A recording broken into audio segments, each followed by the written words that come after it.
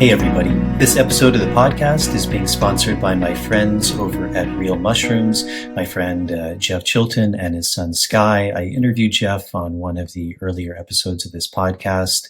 Really happy that they're sponsoring this podcast. They sell medicinal mushrooms, things like reishi, chaga, lion's mane, turkey tail, cordyceps.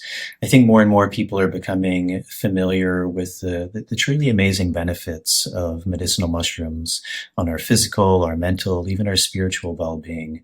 They're an amazing company. They're one of the few, if any, companies that's not only 100% organic, but 100% mushrooms, and that's really rare. A lot of companies have fillers or additives, or also important, it's not the mycelium that's grown on grain and mixed together, it's the actual mushroom, and that's a really rare thing. It's a really pure product. It's the only product, the medicinal mushroom product that I take. Super happy with them, super happy that they're sponsoring this podcast. If you'd like more information about them, you can check out their website at realmushrooms.com/universe to also receive 25% off of your first order.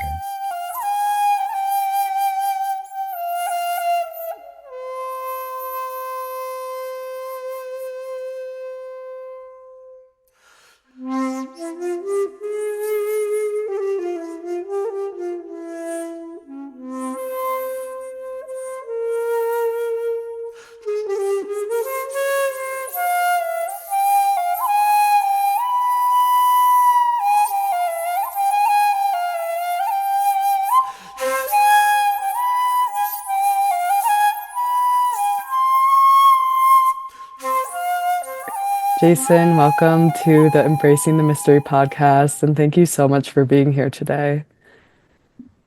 Well, thank you for having me, Dani. It's a beautiful name of a podcast, Embracing the Mystery. Thank you. Yeah, I really feel like that's what we're all living and experiencing. I'm really excited to have you here today. I'm so thrilled to have a conversation with you, and I would love to start just hearing a little bit about your personal path and journey. And I know you work with different plant medicines, and I would love to hear how that all began for you and how it's evolved. Well, first of all, thank you for having me on, and thank you for reaching out and making this happen. It's a question I'm often asked, and I'm never sure exactly where to start because I would imagine these kind of questions somehow encompass really all of our lives, everything from probably pre-gestation all the way down to how the stars were aligned at birth and all of our life experiences. But I think specifically to plants, I don't know. I grew up in the woods. I think ever since a young age, maybe a big part was also my father, who had a really big interest in Native American. I grew up in the U.S., so Native American cultures and stories, and I think I was very much inspired by that. I was a Boy Scout and Eagle Scout, and so a lot of that tradition was also based on kind of Native American philosophy and theory practices. I also grew up in Virginia, which has I think, a very long history of different groups and kind of that mix of the Europeans arriving there and a very deep and complex history. So I would say that's probably where it started. Was just a deep interest in nature, in Native American ideas. I think as I got older, I became very interested in spirituality. I wouldn't say shamanism as much per se, but I think as I began to really explore and read about and try out different spiritual practices, it was really fulfilling something that was longing inside of me.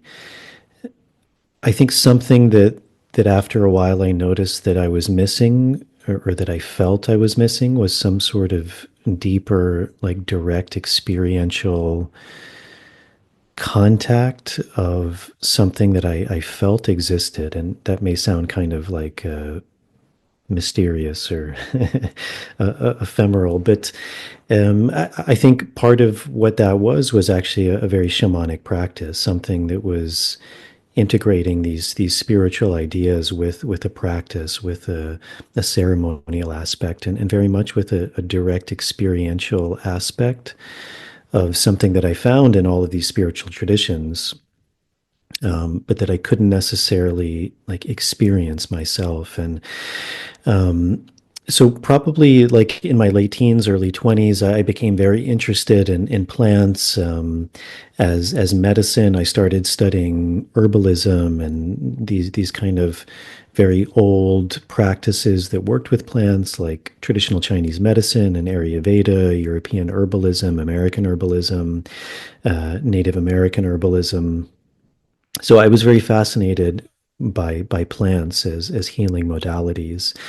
But then there was this aspect of this direct experiential quality that I felt I was still working with them in a somewhat allopathic way of very much looking to treat things from a symptomatic basis, maybe rather than a more holistic basis. And at a certain point in my life, one particular plant or an amalgamation of plants very much began calling me. And that plant was ayahuasca. And I'm sure some listeners of your podcast are familiar with that. It's certainly, I think, much more in the collective conscious these days. At the time, there was very little, if no information about it. I just started coming across it. A very good friend of mine was part of the Santo Daime Church. Um, I was very hesitant to work with it. I think because I was still of this kind of belief that everything I needed was inside of me and I didn't need necessarily anything outside of me to fulfill that. But kind of a series of events started happening that I just couldn't ignore. These kind of synchronicities or serendipities, or maybe one could say, if one is maybe more familiar with these ideas, that the plant was actually calling me. And eventually I just couldn't ignore it anymore. And so I found myself in the Peruvian Amazon, working with ayahuasca. I ended up going back after that experience because it was very enlightening. It was very much what I was looking for. It was really a direct connection to what I viewed as source, or a very ancient wisdom, a very ancient technology that allowed me to experience things that I was really longing for. And so I went back to live and to learn from, to work with predominantly one indigenous group in the Amazon, but that turned to being various different groups and peoples and teachers in the Amazon, and really opening me up to this world of, I think, as you said, plant medicines and kind of the history behind them, the cosmology, the medicine of them, the stories, the dances, to really have a deeper understanding. And it's been a very fluid journey. It's an ongoing journey. I'm always a student of these plants and their almost infinite uses. And yeah, somehow that just became my life, and it was never it was never really something that was planned, but it just happened to be like that. And at some point, I did a number of trainings and initiations, and I slowly started working, and that somehow turned into more or less my main profession now. Hmm. So I know that's kind of maybe a long explanation, but I tried to make it somewhat short. So beautiful. Thank you. And I'm curious if you would maybe elaborate on when you're saying the plants are calling you, because I feel that that is such a special experience. And maybe the listeners aren't necessarily familiar with that, or maybe they're kind of like feeling that's happening. But what was that experience like for you, like when you're saying the plants were calling you? Well, I think it's maybe another big question, or my responses tend to be maybe quite big, but I think a lot of these things, they're like, I think one of the functions that I find myself being in now is kind of this bridge between more traditional or indigenous worldviews, cosmovisions that I've had the opportunity to study and live with, and also Western cosmovisions, Western worldviews, the world that I also come from. Um, it's very interesting because even that term cosmovision, we often think of it as something more traditional or indigenous, and we don't think that we necessarily have a cosmovision, but every human being has a cosmovision. It's literally how you see the world, and our cosmovision is usually a product of all of the things I said in the beginning, the stars when we were born, our families, our DNA, our epigenetics, the family structures, and the things they say to us, our societies, our religions, all of these things literally begin to create the world as we see it. Um, and people do see the world very differently. So when we speak about these things like how can a plant call us, I think for a lot of people coming from a more Western worldview, that sounds quite strange. Because one, we may not view plants as conscious or having the ability to communicate with us. But that's a very particular worldview. It's probably the predominant worldview right now, but certainly throughout history as we know it, it was the minority worldview.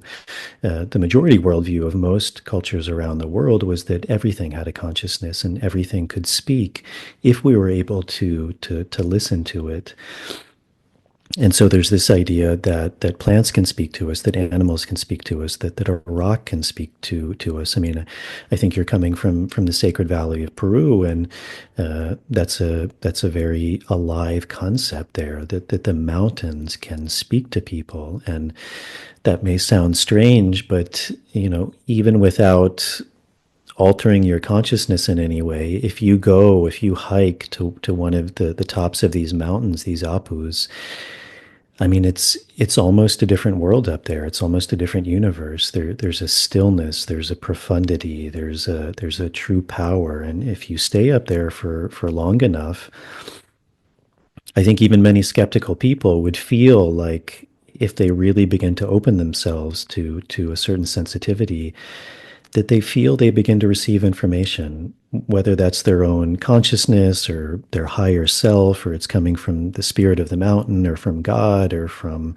again, whatever our worldview is.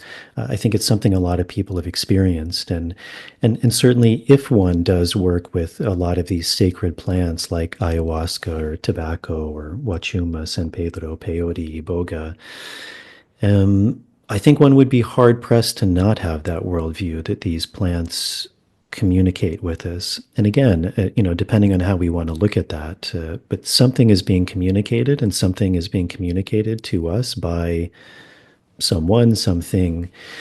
So when I say the plants were calling to me,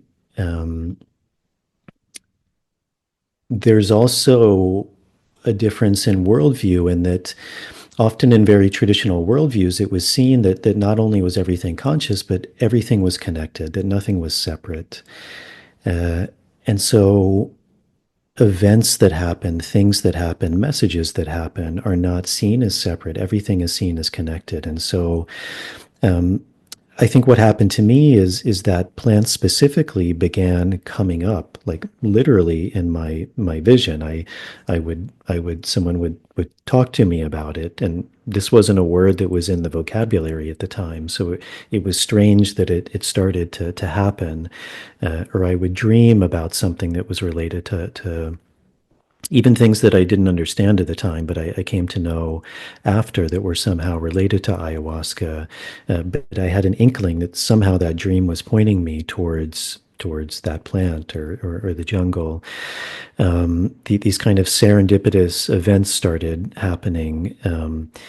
But essentially what I felt was that I couldn't explain all of these things that were happening to me from a rational lens. Like the probability or kind of this idea of coincidence being the explanation started to feel much more feeble than this idea that something was calling me to the jungle. Even from a very rational mind, that seemed like a more probable answer that than all of these things were just coincidences that began happening to me. And so there's often this idea that when we're ready for something, I mean, you have like these sayings in Zen, for example, like when the student is ready, the teacher appears. And I think that can be put to anything in life. Like when you're ready for a relationship will appear. When, I don't know, you're an athlete and you're ready for the Olympics, like that opportunity will arise, but it's only going to arise when you're ready for it. And so in retrospect, the plants were calling me. And you know, it was somewhat apparent at the time, and in retrospect it was very apparent from, I think, all of the synchronicities that began happening, and also how it began to shape my worldview and how I began to see things. It's this idea that plants are sentient and they are conscious. You know, it's interesting because sometimes,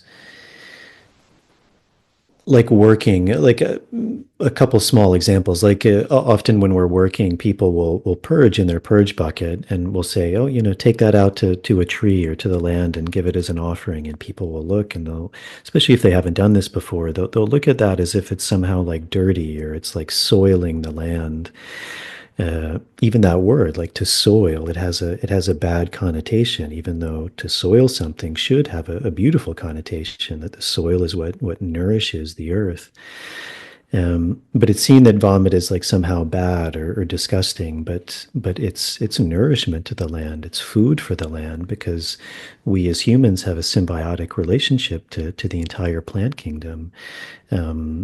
Plants give us everything that we need, that we vitally need for our existence. They give us air, they give us food, they give us um, um, our medicines. They gave us, even maybe some people may see as like some intangible joy, and certainly from a deeper perspective, this idea of medicine is they're also giving us this deep wisdom. And then everything that we do as humans, we breathe oxygen, we emit carbon dioxide. That's food for the plants. Literally our poop, our pee, our vomit, all of these things are food for the plants. Our bodies, as we decompose, that becomes an essential part of the cycle of life. So this idea that there's always this symbiotic relationship, and so it's seen that plants have medicine, and that's not something that's super abstract from a Western point of view. I mean, still something like 70% of our pharmaceutical medicine is plant derived. If it's not directly taken from plants, it's synthesized from an alkaloid that was discovered in plants. So throughout time, plants have been known as being medicine for humans. And so I think there's also, we often look, I think interestingly, instead of the symbiotic relationship, that it's more of like a one-way relationship, that we're taking something from plants, but we're not necessarily giving back. And that's also a very deep principle of a lot of these traditions, is this idea of reciprocity. How do we give back? But one of the ways that I think we do give back from plants is to actually use them, to use them as medicine, again, in a responsible way, in a respectful way. But imagine if I was a human who had medicine and no one took it. There would be something very sad about that. There would be something very unfulfilling in my own life about that. And I think it's no different for the plants. Like, they have medicine, and they have medicine for humans, and they want to share that medicine. And so ultimately, as we begin to open up, to become more sensitive, more in tune with plants, there's a natural aspect where those plants are calling to us because they want to give their medicine. They want us to use their medicine. And ultimately, they want us to embody the qualities of their medicine. And that's how they can really spread in a way that they can't necessarily do in this physical reality. So that idea of calling to humans is something that may seem a bit foreign or abstract, but I think it's actually an essential part of the relationships between humans and plants. Mm. Yeah, thank you for bringing all that in, the different cosmovisions and also this concept of reciprocity with nature because it is so important, I feel like, within these realms of work to acknowledge that. And I love the example that you just gave of like it would be so sad if we had medicine and we didn't share it, and that the plants want to help us and they want to support our healing and our evolution and consciousness. And I wonder if you can speak a little bit about like how your own process has been with that and coming to also like serve these plants and yeah, what that's been like for you. Well, reciprocity is a fundamental principle in all traditions around the world, including our own Western traditions. Even if you think about this idea of dis-ease, I mean, dis-ease means to not be at ease. So it means that something is not in balance, something is not in this reciprocal wholeness. It's out of integrity. Integrity literally meaning wholeness. So whenever there's a dis-ease, there's an imbalance. And in traditional cultures, it was often seen that an imbalance, to bring something back into balance, we had to make a payment. We had to do something in a reciprocal nature. And to make a payment doesn't mean to pay with money, but it means to give. It's a very Newtonian kind of Western concept too. I mean, for every action, there's an equal and opposite reaction, and that's that idea of balance. And so, if things are taken and taken and taken, and nothing is given, then something is going to become out of balance. We're going to have a disease. It can be on an individual level, it can be on a collective level, it can be in the level of the planet. And so this idea of reciprocity is to bring things back into balance, to make things integral, to make them whole, to make them healthy, to bring balance. In terms of my own work, this idea of reciprocity, there's certainly within traditions, you have ways of bringing reciprocity, whether it's making offerings or doing trainings or cleansing yourself or making things, singing things. There's all sorts of ways, planting trees. There's all sorts of ways of doing that. And I think all of those ways are very good and very, very essential. And I think there's something very personal in what it means to be in reciprocity, because we all are individuals. We're all unique manifestations of God, and therefore, as you said, we all have our own medicine, and how that's expressed is going to be very different for different people. Being a stockbroker is medicine. Being a janitor is medicine. Being an actor is medicine. Being a nurse is medicine. Being I don't know, a telephone receptionist, like all of these things have medicine. There's nothing that's not medicine. And so finding what that means for you is very much about making that payment or bringing things into reciprocity, sharing your medicine, giving it. I think for me, with plants, I never, when I came down to the Amazon, for example, I never had the idea, for example, to work with or to serve medicine. It was a very personal journey for me. It was really out of curiosity and wanting to learn and wanting to understand better this kind of amazing thing that came into my life. As I started doing more work, and especially as I started getting initiated into tobacco, again, kind of this idea that the plants began to speak to me. became very, very prevalent. And the man who I learned the tradition of connecting to trees via the medium of tobacco. Um, Again, I never had any desire to do that. I mean, that would have seemed crazy to me at the time, that I would be serving or working with tree medicine and tobacco.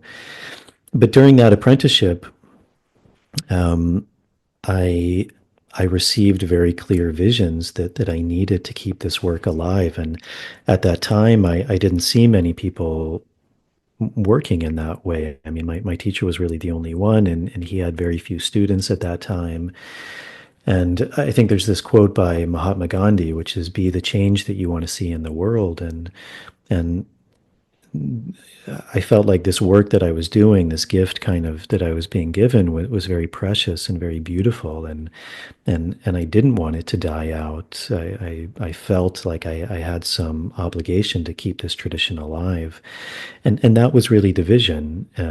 That was the insight that was coming to me. And I think often the way these insights or these visions comes is on the one hand something very direct, and on the other hand something that's somewhat ambiguous, because I don't think in a way these plants want to tell us exactly what to do, because that takes away our free will, it takes away our responsibility, it takes away our reciprocity in a way. So they give us wisdom and they give us insight, and then they ask us to be able to walk that, to bring that into this world, to take all of these things from the unmanifested realm and to make them manifest. That's why even in like Christianity, it said that humans are made in God's image, is because God, from that cosmovision, is the creator, and that creative force is the creative force of life. And humans are our highest uh, calling, I guess you could say, is to be in God's image, which means to create, to bring from the spirit realm, from that which is not physical, to descend it from the realm of spirit and to descend it into this world, into this physical world, into this world of duality. And that's the act of creation. Um, and so I think the plants, they ask us to begin to do that. I mean, that's even where these ideas like to be inspired comes from. It's literally to be filled with spirit, and then to create. And so in that initiatory process, I received, or I felt I received, that I needed to keep this tradition alive. And um, how that happened, I didn't know. Like, was I supposed to write a book about it? You know, I didn't know. But I was also working at a big ayahuasca center at that time, and like I always tried to keep my work somewhat separate and not to kind of cross things or cause any sort of disharmony. But I started noticing people were coming to me and asking what I was doing, or saying like, "You seem like you've changed," or "There's something you have that in a way I want," not in a bad way, but like in a good way. Um, and so I found myself working specifically with tobacco to kind of help people, to help them clean, to help them clear, because a lot of the work we were doing was very intense, and so having these regular cleansing practices are very useful. Um, and kind of like that, I just started working, and then the first person came to me wanting what in these traditional practices is called a dieta. It's kind of like a practice where you go into isolation and you fast and you ingest a plant, usually through a master plant like tobacco or ayahuasca, to really amplify, to enhance this connection, in general under the guidance of someone who already has a connection with that plant. And I found myself doing that, and not a lot, but once here, once there, and then two people are coming, and then more, and then I reached out to also the woman who I work with, Merav, because also I saw that there was a real power between also working with these archetypal energies, um, that being of a man and a woman, and the energies that we archetypally carry, which are very different, complementary and different. And and like that, I started working, and even then, like it was never like something that I felt I was going to do, but it just happened. And so I would say like part of that is also the reciprocity. I mean, these traditionally, from my experience, kind of the apprenticeship of any of these traditions or these paths is very difficult. There's a lot of sacrifice that goes into them, a lot of time alone, a lot of cleansing, a lot of fasting, a lot of doing nothing, time away from friends, time away from families, sexual abstinence, abstinence of food, abstinence of all of kind of the nice things in life that we get pleasure. So I think part of the reciprocity is really doing those practices. And I think by doing that, not only is there something very physical about that, about the cleansing, the opening practices, the self-reflection, the wisdom that comes to that, but there's also this energetic reciprocity, which is like, I'm willing to sacrifice these things that I really enjoy or love in order to receive the wisdom of these plants so that I can embody the energy of those plants. As we begin working, there's always reciprocity. There's giving of our time, of our energies, of continuing to learn, of very practical things, of making offerings to these plants, of sharing them, of sharing their wisdom.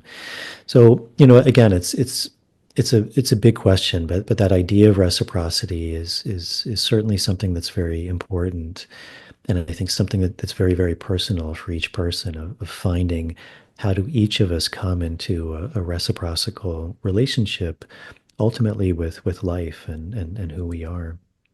Mm.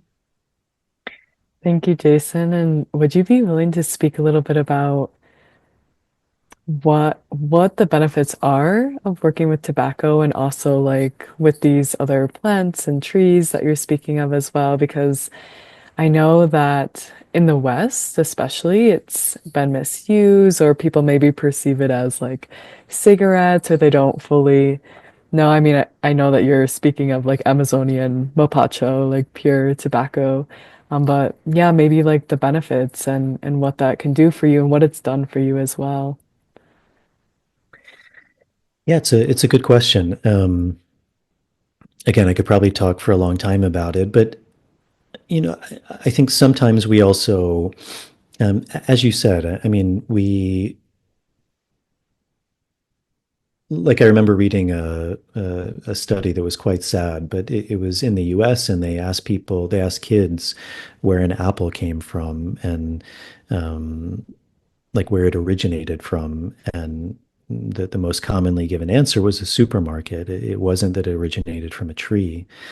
And I would imagine, I would conjecture, I haven't done this, but if you did the same thing with tobacco, people would say like it comes from a cigarette, or it comes inside of a cigarette box. Like that there's not even necessarily that direct correlation that it's a plant, and that it's an amazing plant. It's a beautiful plant, like all plants are. I think the reason tobacco also has such a bad kind of rap, is because it was so widely embraced, because it was so widely taken on by the people who immigrated to the Americas, by the Europeans, the Africans, whatever group came over, very much embraced tobacco because they saw it as this really amazing plant. And they learned directly from the indigenous people of the Americas that for most of them, it was considered one of the most, and I would say actually for most of the indigenous people of the Americas, it was considered the most sacred plant that they worked with. And the effects were probably very immediate too. I mean, I remember the first time I smoked a big pipe, like I was super in Spanish, they use this word mareado. It means like seasickness or dizziness. I mean, I became super dizzy. The world started spinning and I got super hot. My heart was racing, super nauseous. And I like literally was able to crawl to my bed. And I just kind of, for a couple hours, allowed the waves to pass. So the effects are very immediate. Also, when I dieted tobacco the first time, it was up until that point, and I had done a number of other dietas, it was the strongest I'd ever done, and the effects were very immediate and very tangible. And so I think that's why tobacco was so widely, one, used by the indigenous people of the Americas, because almost ubiquitously they viewed tobacco, much like I was saying, as the plant of the creator. It was the plant that God gave to humans. Often there's this story that God gave tobacco to humans so that humans could dream like God dreamt the universe into creation. So it's already showing you some of the qualities of tobacco, that it is this primordial plant, that all plants like it, that all plants, it's kind of like this idea that it's food, it's spiritual food, it's physical food of plants. And that it allows us to dream, it allows us to manifest, to create, much like God created. So I think that's why it was so widely embraced. You can see similar ways that something like coca was used. When coca, also you're coming from the Sacred Valley, it's an extremely sacred plant to many people there. The way they use it, they use it in a very integral way. And I think often where, like you could say, that the corruption of these plants comes from is we become disconnected from them. We become disconnected from not only their use, but the stories, the dances. And that may sound strange, but all of these plants had an origin story. They had a specific dance, that they had specific ways that you would learn from them directly from your elder, from your wisdom keeper, from your direct experience of ingesting these plants in different ways, and that they taught you. But if those rites and rituals and practices are forgotten, then we lose the power and we can become corrupted by those plants. And that's not a crazy idea. Like most, like in the US, some countries are different. Like you can buy a lot of pharmaceutical medication over the counter, but in most countries you can't, because it's seen that there is like a gatekeeper, there's a wisdom keeper that understands the power of the medicines, that they understand there's a lot of counterindications, that you have to take them in very specific doses, that you have to know how to create them. Like most people aren't going to create their own pharmaceutical. Like it takes an alchemist, a chemist, someone to understand that process. And then how do you make it? How do you dose it? How do you give it? At what frequency do you take it? When should you take it? What should you not take it with? And so we also have these rites and rituals with our medicines, and that you wouldn't just kind of willy-nilly take a bunch of pharmaceuticals. And if you do that, many people die. I mean, pharmaceutical counterindications, hospital deaths, I think are the third leading cause of death now in the US. So it's millions of people every year. That's not to say pharmaceuticals don't have a place, but it is to say that there's very deleterious consequences of them too, if not worked with correctly. So it's not necessarily different from these plants. Having said that, these plants are, I would say, far more forgiving than pharmaceuticals, because there is a wholeness to them, and there's an intelligence, and there's also an intelligence in the body. So there tends to be natural purging processes, or ways that they can be transmuted or released from the body if the dose is too much. Having said that, I would certainly not recommend anyone to work with these sacred plants without guidance, because they also can be dangerous. Um, so sorry, there's a bit of a tangent, but going back to tobacco, it's really just to say that the reason it's so much in the world is because it has been embraced so much, so much more than really any American plant, or any plant in the world for that matter. I mean, it's used worldwide for some sort of intoxicating effect. I mean, maybe the only one that would come close is something like coffee or tea. Um, so, but again, the ways of working with it have been lost. As you said, when most people think about tobacco, they think about cigarettes. Um, Even the story of cigarettes, it's how you process tobacco to be able to smoke it. But there's a lot of issues with cigarettes from how you process it. Most tobacco is fire or flue cured, meaning it's a much quicker process because it's better for kind of the commercialization of it. But when you process it that way, you change the structure and you have to ingest it into the lungs to receive the same benefits. Uh, like many plants, they use a lot of fertilizers, a lot of chemical pesticides, herbicides, which I think we're beginning to find out. I mean, we've actually known this for a long time, but it's coming more, I think, to a collective conscious that these things are not good to ingest in the human body. And then on top of that, there's a lot of added chemicals into tobacco, and many of them are known to be very deleterious to human health. So, um, the concoction of all of those things, usually when people are referring to cigarettes, there's a whole host of very harmful things that they're ingesting into their body, which have nothing to do with tobacco. Tobacco is also an interesting plant in that, many plants you would only take one way, like usually in the form of a tea or a tincture, but essentially you're working with it by ingesting it. Tobacco is an interesting plant in that there's a lot of ways you can ingest it. You can ingest it in its liquid form, you can smoke it, you can make it into a powder and inhale it, you can make it into a paste and chew it. So there's a lot of ways of applying it, and all of those ways had their purpose, their medicine. But traditionally, tobacco, as I said, was one of, if not the most sacred plant for the people who worked with it. It was on the same pedestal as these other plants that I think more and more we realize are sacred, things like ayahuasca or wachuma, coca, although probably a lot of people still don't view necessarily coca as outside of maybe the Andes as something sacred. But there's I think a growing idea of this, and um, I think what makes these plants, like the reason I use that word sacred is because they were viewed as sacred. They were viewed in these indigenous myths as these direct gifts from God, and that they had a special place apart from the rest of the plant kingdom. Many of these stories would actually say that these plants originated from the stars. Um, Potentially not in their physical form, but in their spiritual form.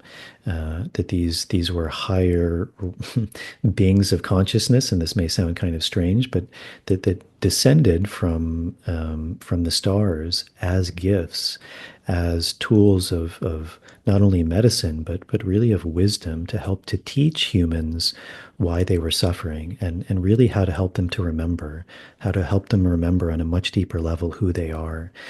And so these plants like tobacco are considered these master plants or teacher plants. Also, one of the interesting things with tobacco, as I was saying earlier, in a lot of these origin myths, it was considered the first plant. So it's often said that the spirits of all of the other plants like or feed off of the spirit of tobacco, which is why often in ayahuasca ceremonies, like almost traditionally, if you were working with ayahuasca, you were also working with tobacco.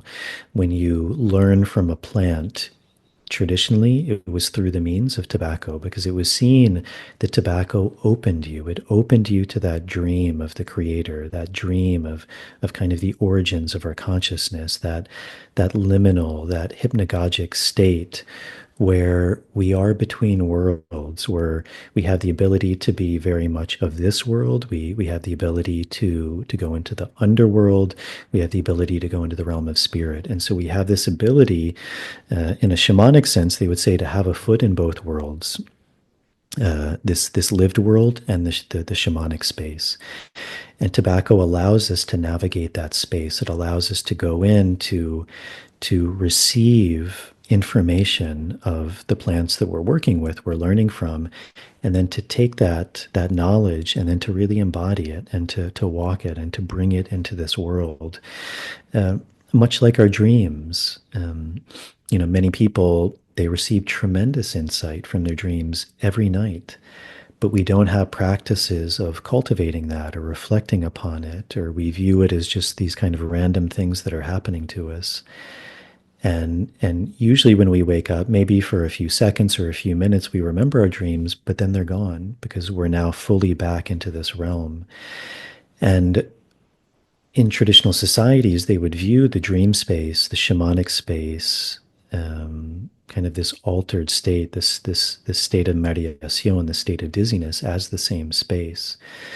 And so, again, in this way, tobacco allows us to really receive that information. And it has a very particular effect on the consciousness where it allows us to be very present in those realms and to not allow them to be ephemeral in the same way that maybe our dream space would normally be. So we're very aware and we're able to really receive that and to go deeper into these realms of consciousness that allow us to receive this wisdom and then to bring it back. And really it's this amplifier that allows us to connect to the entire plant kingdom. So usually when we're working, for example, like we do work with tobacco, but most of the time we're working with very specific plants, very specific trees.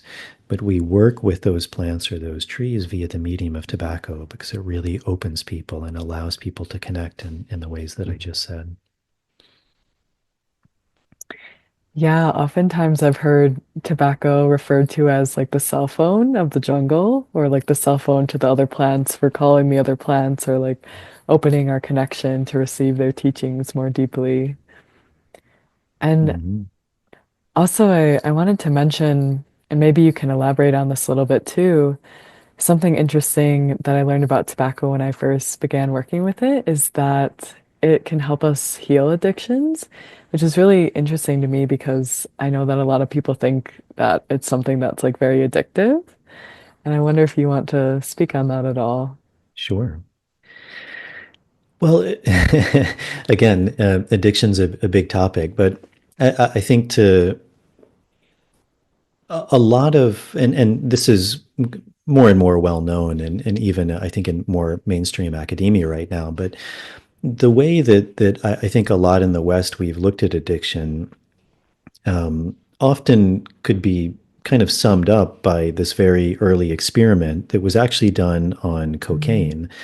Um, and it was called like the rat park experiment, but essentially they took a rat or a mouse and they put it in a cage with nothing in the cage, and they gave it two bottles, one of liquid food and one of like liquid cocaine.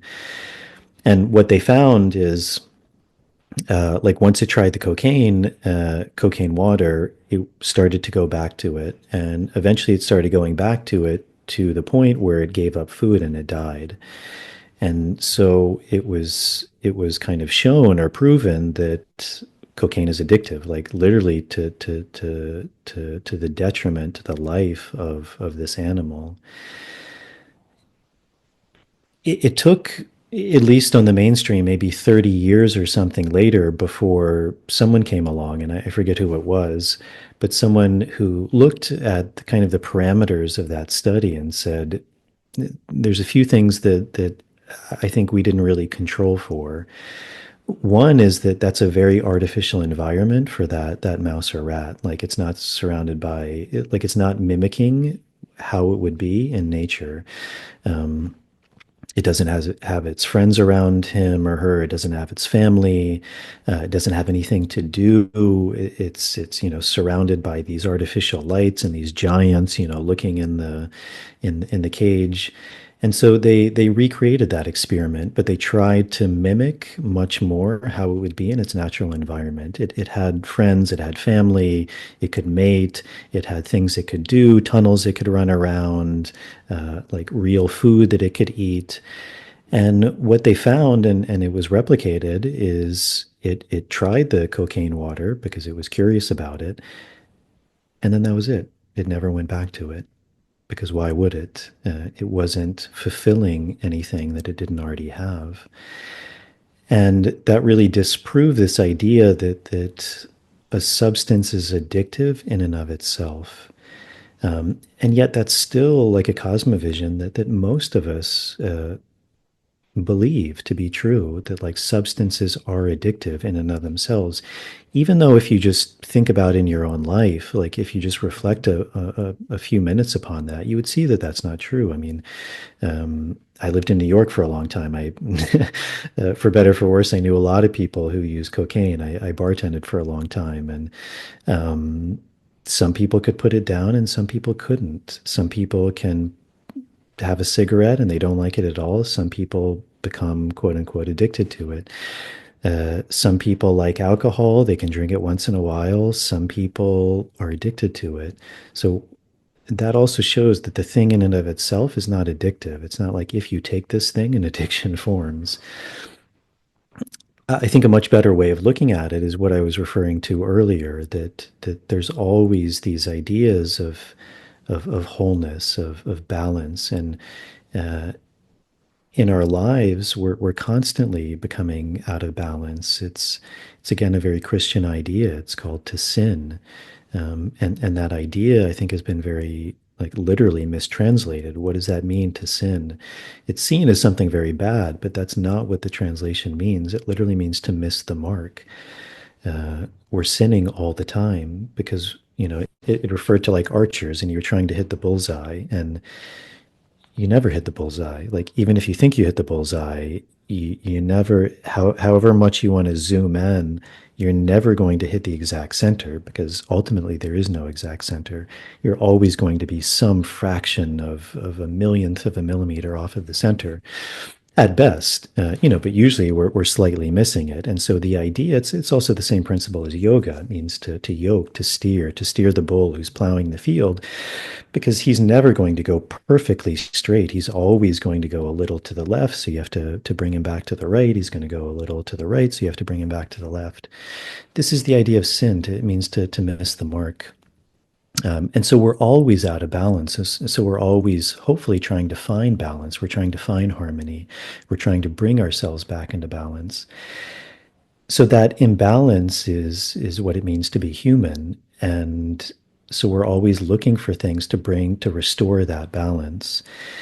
These plants are very powerful, but if we only look at them in terms of a physicality, of something that's helping us on a physical level, then we're always going to be out of balance in the relationship of that plant because the plant is only restoring us in a physical level. But when we stop using the physical substance, then there's still an imbalance. And so that's also this idea of these plants as being teachers, is because they're also trying to teach us. It's super important to bring balance on the physical level. Like if I have an upset stomach, I can drink ginger tea and that will restore a balance. But if I go back to the same behavior that created the upset stomach in the first place, then I have to keep taking ginger. And you could say then I have an addictive relationship to ginger, even though ginger's also not addictive, but my relationship to it has become that.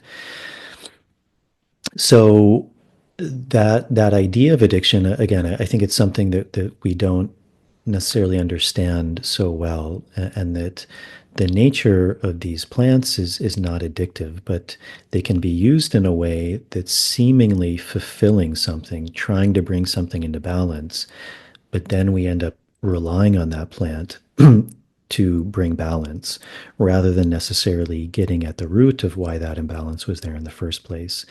And that's also why I think when working with these like sacred plants in a way that that honors the tradition, the wisdom, the many people and paths that have come before, they were designed to do it in a way to where these plants they do work on us in a physical level, but they're also working on us in a mental, emotional level, a psychological level, and they're also very much working in a spiritual level in order to teach us, so that again, as I was saying earlier, like we have the volition, we have the free will to take the steps to to constantly like strive for that balance and not to rely on something outside of ourselves as a crutch. Like all of these plants, they're tools and they're not meant to be worked with all the time. That's also something that's very important. Even talking about like the smoking of tobacco, like the smoking of tobacco isn't necessarily meant to be something that you do all the time for pleasure. Like it's a very specific tool to be used at a very specific time to receive very specific insights or to work in a certain way, to clean, to clear. Um, and I think that's always the reason to work with these tools is because we have a deeper understanding of why we're working with it rather than necessarily trying to fulfill something that then we have to keep going back into a relationship with those substances with. Also that's where like a lot of these plants were worked with in very initiatory ways. And I think very few people, if you've worked with ayahuasca, for example, in a very strong lineage or a very strong way, there's no addiction to ayahuasca. Maybe if you're working with it in kind of a more woo-woo or new shamanic way, like going to ceremony is super fun and you connect with community and it's like a nice thing to do. If you're working with the Shipibo, you're going into darkness, and there's going to be a lot of very difficult things that come up. If you're working with tobacco, you're going to go through some strong processes, and like it takes a lot of courage to work up going to these substances because they're going to invoke a lot. And so, like, even that idea of thinking of these things in terms of an addictive thing, I think again comes from we've lost the ways and we've lost the traditions. Like when you work with these things in a very strong way, there's certainly nothing addictive about them. Quite the opposite. And that was kind of the second part of your question, which goes back to the teaching of these plants. Like, the root of addiction is the mind. The mind is the ultimate birthplace. Its nature is addictive. Its nature is looping. Its nature is kind of this infinity symbol or the yin and the yang. It's this constant mechanism. It's this like internal machine that just keeps going and going and going. And it's a beautiful tool. I mean, the mind can literally know or try and know all things. And there's a very beautiful Zen koan, which is the knife it's also a tool, the knife, and the knife can be used to cut all things. Like you can at least try and cut all things with a knife, but a knife can never cut itself. And the mind is the same. You can use the mind to try and know all things, but the mind can never know itself. That's the nature of the mind. You can't use the mind to find solutions of the problems of the mind. And that's where these plants are very strong because they bypass the mind. The nature of these plants is not the mind, it's the heart. It connects the mind and the heart. But very much the states that these plants are taking us into is beyond the mind, because it's often seen that the mind is where many, many of our problems come from. And certainly it's where addictions come from. It's where patterns come from. A lot of these addictions, they're very deeply rooted inside us too. They certainly have a physical component. They certainly have a spiritual component. But the addictive quality is this looping effect. And it's very much, that's why it's so difficult to break those patterns, because they're so ingrained in us. I mean, this is even this idea of like of neuroscience and what even on a very maybe more Western way of looking at the medicine of tobacco is it's working on these ideas of neurogenesis, neuroplasticity. It's literally creating new ways to where we're not going through the same addictive neural pathway. It's either being made more plastic or there's a plasticity to it, meaning it's more fluid, it's more open, it has an ability to move in different ways, or there's literally something new that's being created, a new pathway that allows us to not fall into those same addictive patterns. And all of these plants do that, whether it's tobacco or ayahuasca or iboga. Um, it's very much the medicine of these plants. Even some plants, like for example, iboga, while these experiences are very unique, and we can never kind of speak of them in archetypal ways, interestingly, with iboga, one of the archetypal ways that many people will describe it is it takes them into the nature of their mind, often in the ceremony of death. Because traditionally, it's kind of a long story, but there was often kind of a death ceremony and then a rebirth ceremony. But often in that death ceremony, many people describe this idea that they go into the nature of their mind and they see all of these stories, all of these addictive patterns, all of these things that they tell themselves that literally create a prison, that creates a cage that they can't break out of because it's literally these addictive mind loops.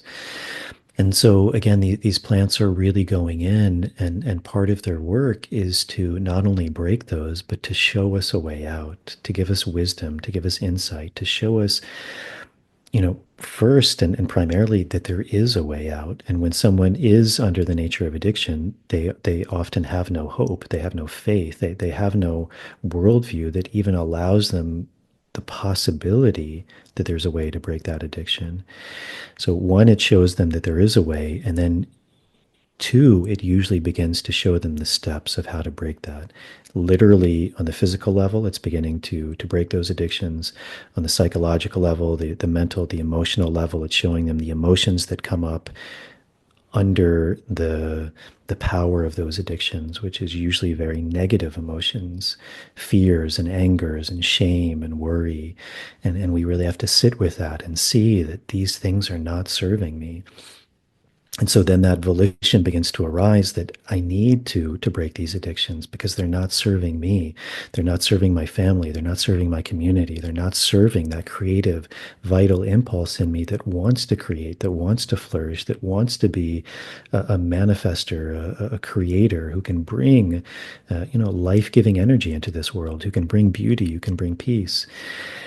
And so then the final stage is opening us to a new way of being, to show us like what are the steps that I need to break these addictions. So these plants are very powerful tools, and interestingly, as you said, they're in general, they're not things that cause addiction, but when worked with in a proper way, they're actually things that begin to give us insight and to free us of addiction. Wow, I feel like there's so much wisdom in the answer that you just gave. Thank you so much. And it really also validates my experience that I first had when I first dieted tobacco, because I was curious about the addictive piece because I had heard, tobacco is addictive. And I remember laying in my cabin one evening and the tobacco sharing with me, um, people don't get addicted to me because I'm addictive, but I illuminate like the addictions that they have in their minds. And I really feel that. So thank you for speaking to that and elaborating more. That's super powerful. That's a beautiful way of putting it.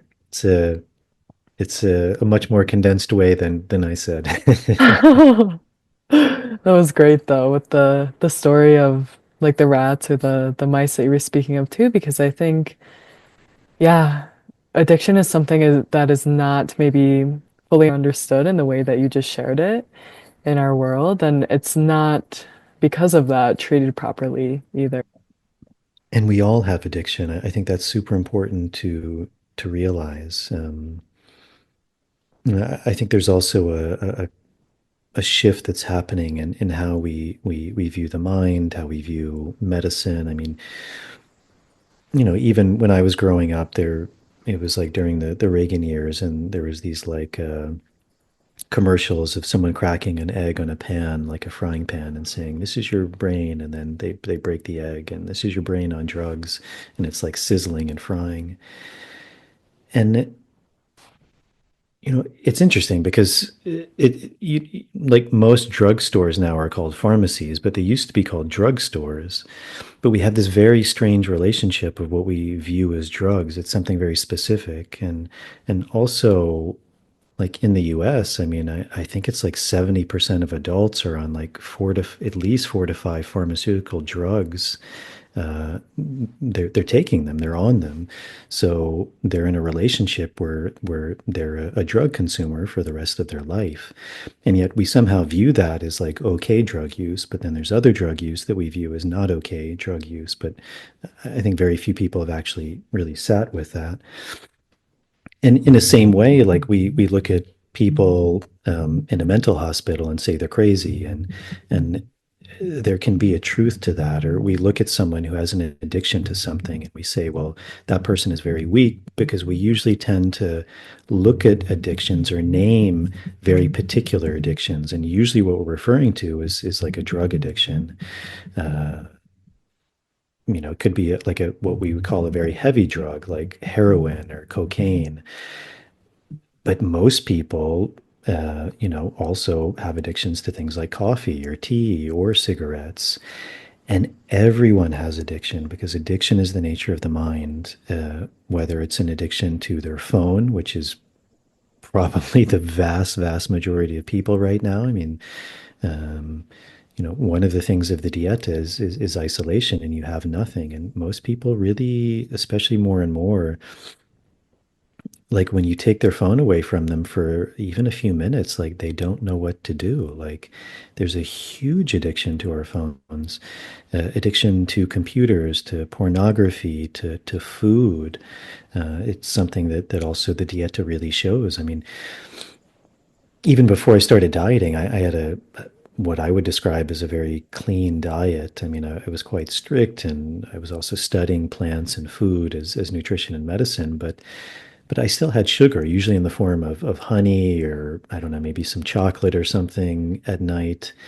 And the first time I did a dieta and I didn't have access to that, I mean, I was literally like pacing around my tambo, my little hut, like a madman, because like I needed sugar. I needed something to go days and weeks without it. Like I could literally, whatever it was, the parasites in me, the intelligence in me, like literally needed to be fed. And I was like in a manic state because like I couldn't feed it. I literally couldn't feed it. So addiction is the nature of the mind. Every single human being who's alive has addictions. They may realize it or they may not, but every single human being does. Unless, maybe you're Jesus or the Buddha, but for everyone else, we have addictions. And I think it's really important to realize that, because I think sometimes we maybe demonize certain addictions, but we don't realize that every single human being has addictions, relationship addictions, patterns, body weight addictions is a huge one. And, being too thin or too fat, or, there's all these things. I don't like my looks. My skin is too light. It's too dark. My hair is too much. It's too thick. It's too thin.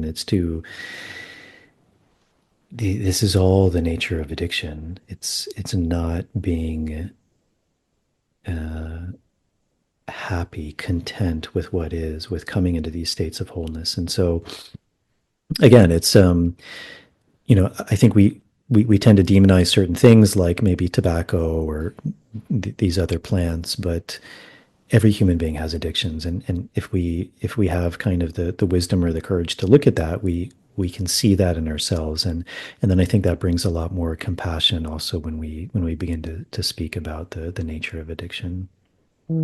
I wanted to also invite you to speak about the trees a little bit if you wanted to. Yeah, um, so when I was studying in the Amazon, I found it quite interesting because most of the traditions I was working with, but like the plants that you would diet in general were trees. There's also plants as well that you can diet, very powerful plants, kind of smaller plants, herbs, smaller bushes. But very often, you dieted trees, and trees were seen as, I think, something, one, very symbolic, and that, much like I was speaking about, they symbolize these three realms. They root very deeply into the earth. They have their trunk in this lived realm, and then their branches are moving towards the sky, or the heavenly, the spirit realm. And so they're seeing, they're a physical symbol as something that connects us to these three realms. Also, this idea of past, present, future, of our body, our mind, our spirit. Um, and so they're seen as these very great teachers. Um, the Buddha received his enlightenment under a very specific tree. In Judaism, you have like the tree of life. In Egyptian mythology, you have the tree of life. The tree is it's a very sacred symbol. And I think often we look at it only as a symbol. But again, as I was talking about, even these things like pharmaceuticals, where the vast majority of them are derived from some alkaloid that's found in a plant. I mean, one of the first pharmaceuticals was aspirin. And aspirin is derived from salicin, which is like a salicylic acid, which was originally found in the willow tree. And it was being used by indigenous peoples for pain relief, to ease the load on the heart. And that's how it was kind of quote unquote discovered. And then it was, put into the alkaloid was extracted, and then I think eventually synthesized and put into aspirin.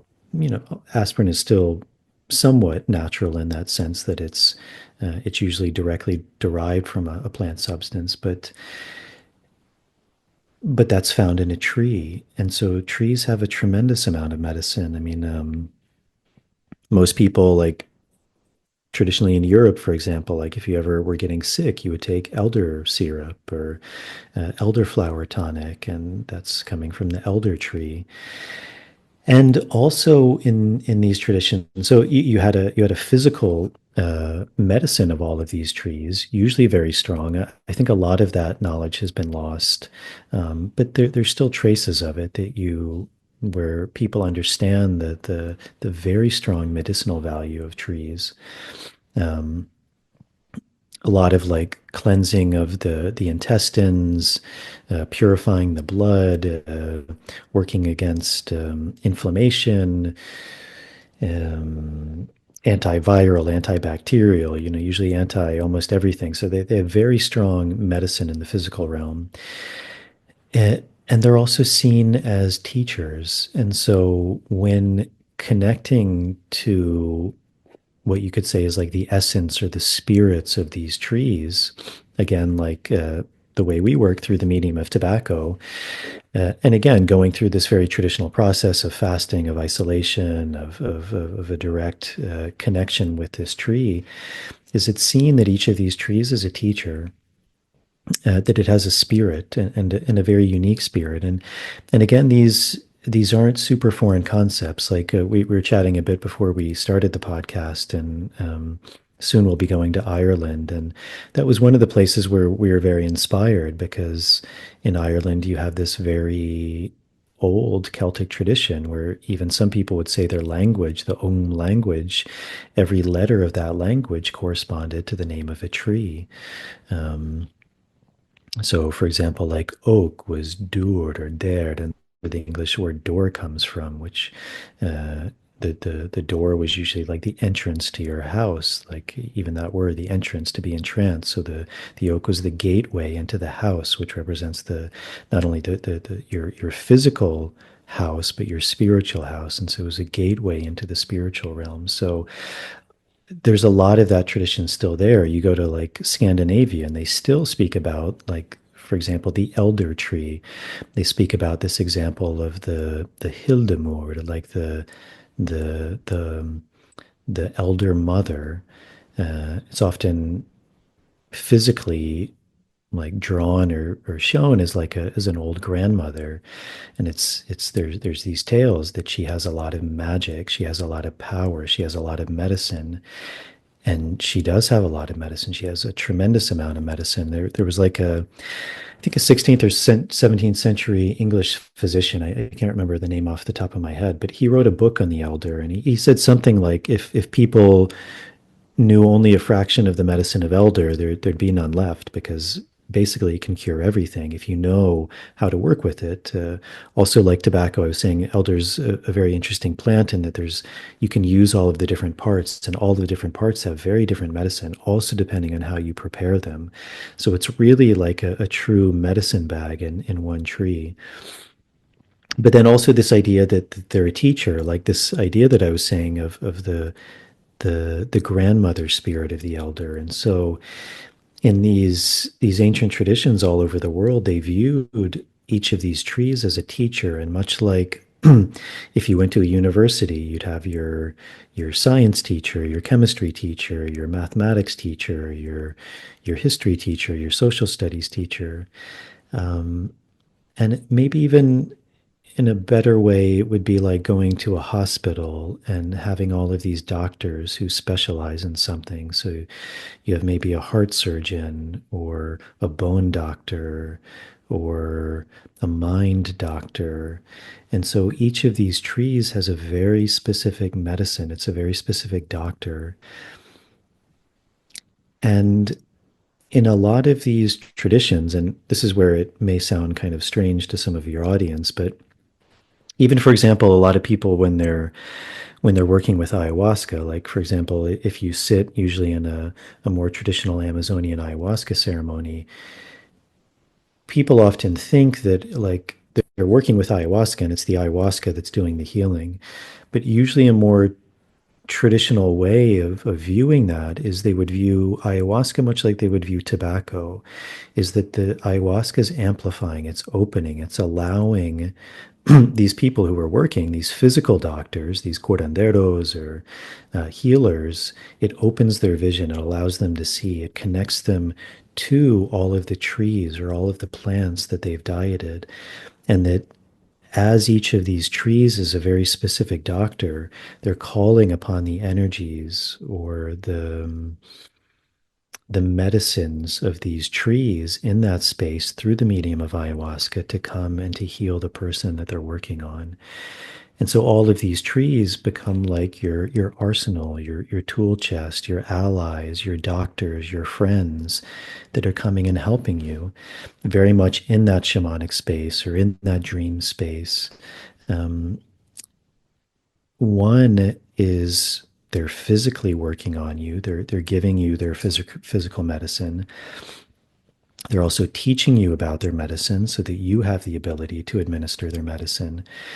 But they're also really trying to teach you to embody their medicine, and not just in a way of physically giving it, but much like in this way that each of these plants has its archetype, whether it's maybe a warrior or a peacemaker, um, or someone who can sing harmony, or someone who has very strong boundaries, or someone who's able to let the past go and to move forward in a new direction, or someone who can heal the heart or can speak from the heart, or someone who can purify and lighten the blood. Like each of these trees has its medicine. And so as you begin to embody that medicine, those teachings, then also in a way you become like a living example of the medicine of that tree, so that not only can you administer it, but your words, your thoughts, your actions are also guided by the wisdom of these trees.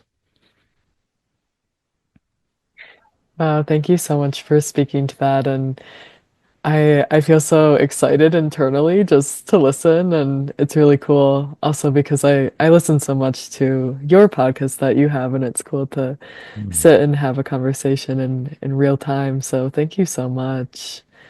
Yeah. I have I have one last question for you. Um, Mhm. I heard in one of your podcasts you spoke, or maybe it was Merav, that I think it was the two of you were speaking on how the trees, like you said, are allies and protectors, and you mentioned that sometimes they can come in like groups. Is that Do you know what I'm referring to? Is that true? And can you speak on that a little bit? So kind of like what I was saying in a lot of Scandinavian traditions, for example, the elder is the spirit of it is represented by a grandmother, so it could be seen that it has that energy. Um, in all of these Amazonian traditions, it's very similar. It's seen that the spirit of this tree is something very very unique, um, like much like if you and some other people are looking at me right now, like Jason is quite unique, or I'm looking at you and other people are looking at you, and Dani is quite unique. Like she has her own looks, her own medicine, her own way of being, her own personality. Like she's unique, she's special. She has something that no one else has. And so it's the same with these trees. Um, how that comes to someone again is usually very personal.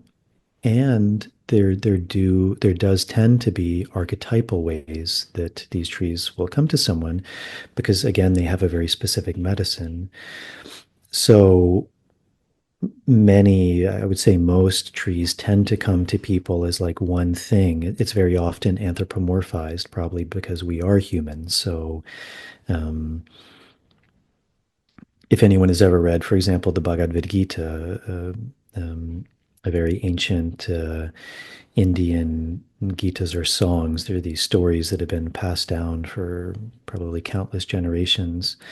But in the Bhagavad Gita, God, who's manifesting as Krishna, one of his incarnations, one of his manifestations, is speaking to Arjuna. And it's a beautiful story about going to war and what that means and the responsibility. And um, but Krishna is speaking to Arjuna in a human form, that the form that most people would attribute to him when they're speaking about him.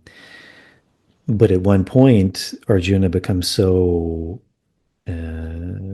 comfortable with the human form that he says, Krishna, can you show me your true form?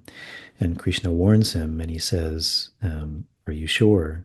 And he says, yeah, of course. Like, you're so nice. Or I'm making this up now, but he's so comfortable with him. He says, yeah, show me your true form.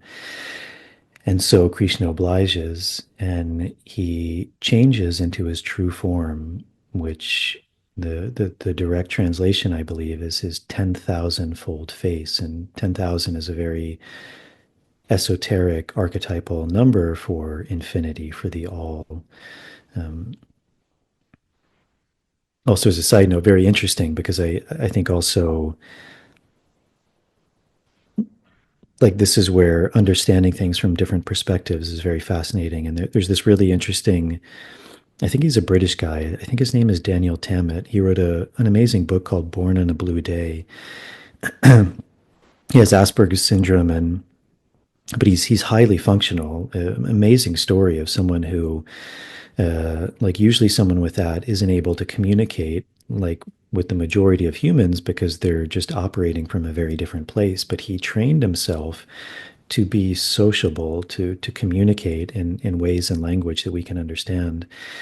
But I remember reading his book and it was very fascinating because he has something called synesthesia where he can do these amazing mathematical computations where like for most of us, if we're thinking in numbers, like if we're multiplying 5 by, I don't know, 60, we kind of multiply the number 5, we see it, and we multiply it by 6, and that's, 30, and then we add the two zeros, so 300, like something like that. But for him, every number has a particular emotion, a shape, a color. So he's not seeing the numbers as like how they're written. It has a very particular emotional resonance, a visual resonance. And so he sees these landscapes of colors and emotions, and he's able to do these like incredibly difficult computations. But I found it very interesting because this is where I think kind of the ancient and the modern are very fascinating. But for him, every number between 1 and 10,000 is completely unique and has its own color, shape, form, emotion. But then after that, the cycle continues. So there's something very special about this number 10,000. That was a side note. But going back, so Krishna shows Arjuna his 10,000 folded face. And it's so terrifying. It's so overwhelming that Arjuna prostrates himself before and begs him and pleads with him to please come back to your form, to your human form, because his true form is so overwhelming. Um, I think that's often where, also, like in a Christian sense, this idea of the fear of God comes from, because to truly see God in its infinity is so beyond what we can perceive that that's where that word awesome comes from in the true sense. It's so, it fills us with so much awe and fear. Really, it's the same side of the coin. It's the same emotion. It's something that we literally can't wrap our heads around. So the reason I say that story is because I think we as humans, we like to, and to some degree we may need to anthropomorphize something, meaning we need to see the spirit of something in a human form, so that we can relate to it, so that we can learn from it in a way that's comfortable for us.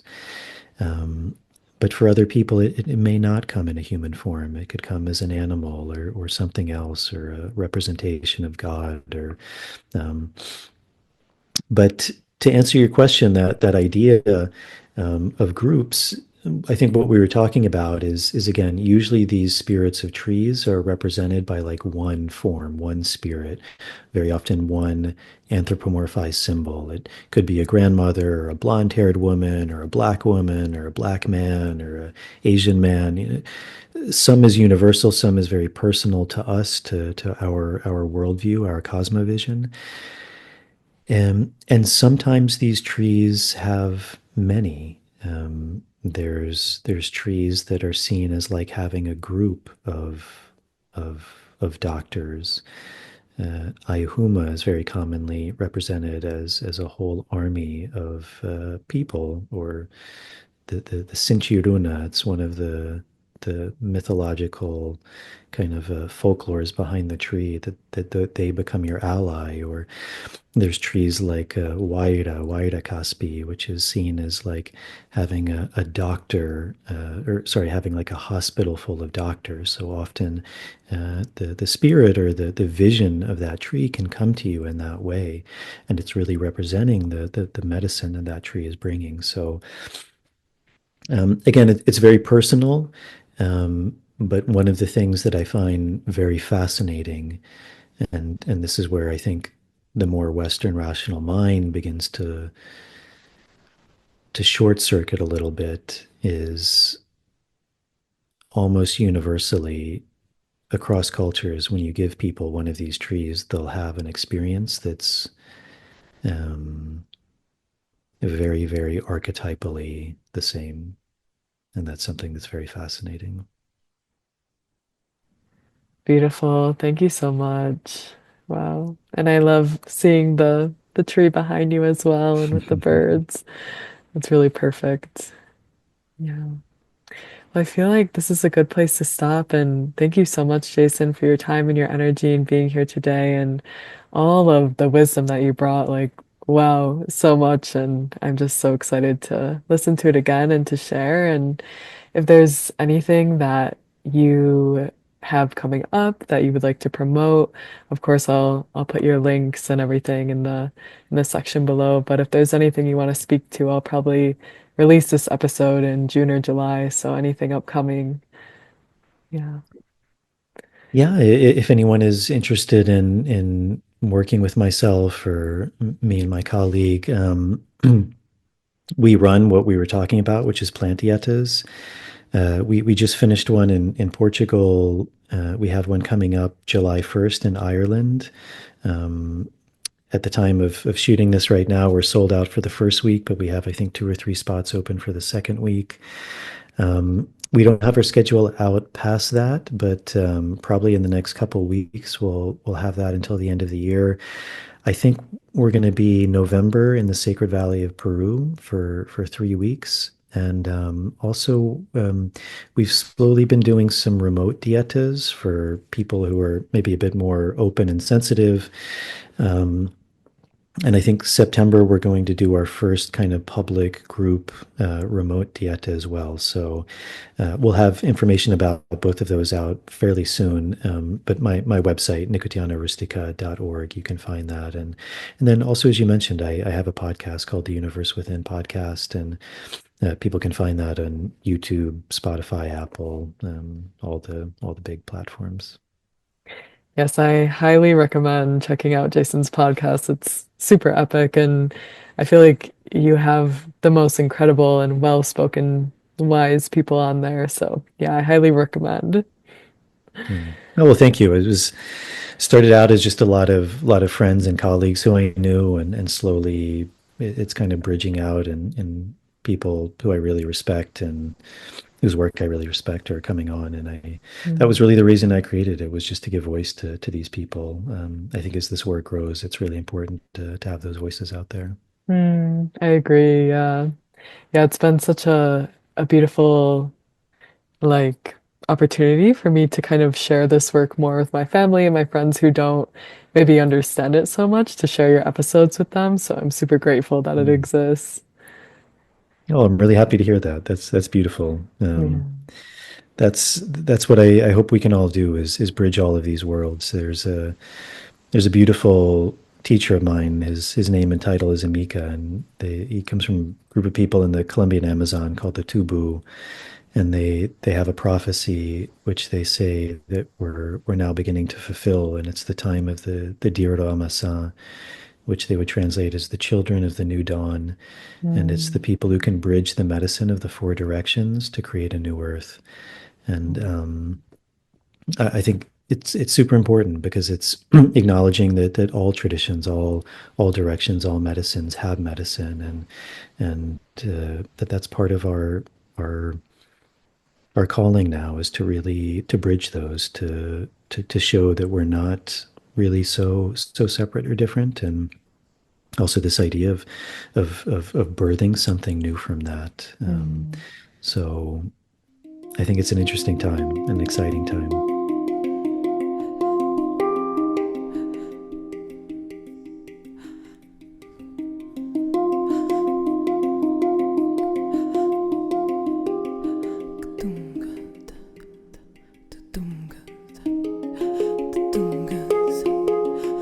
Tunga